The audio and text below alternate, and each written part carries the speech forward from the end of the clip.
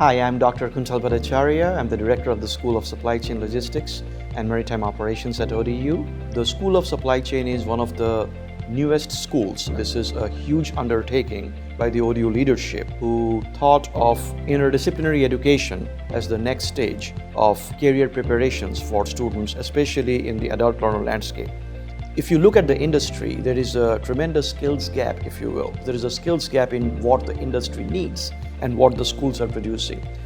A push towards designing supply chain curricula in an interdisciplinary format by infusing AI, machine learning, predictive analytics, robotics, and so on and so forth is the name of the game, so that they meet the needs of the industry. That's the first piece.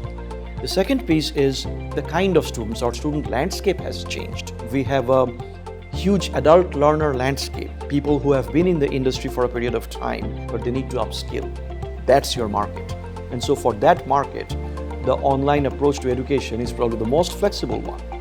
If you want to be successful in any industry, you want to be able to see the future. I call it clairvoyance, right? If you can, then suddenly life becomes easy for you. This is where over the last 15 years, we have seen a tremendous shift. The usage of data, being able to utilize data to make decisions, being able to use AI to offer a very different tool in the hands of decision makers where they can look at what's happening today and they can simulate what's going to happen tomorrow, and they can look into 3 or 4 different scenarios and choose the one that best fits and build their resources and prepare them for that. That's a deal breaker. And that's where supply chains have really morphed over the last 10 years.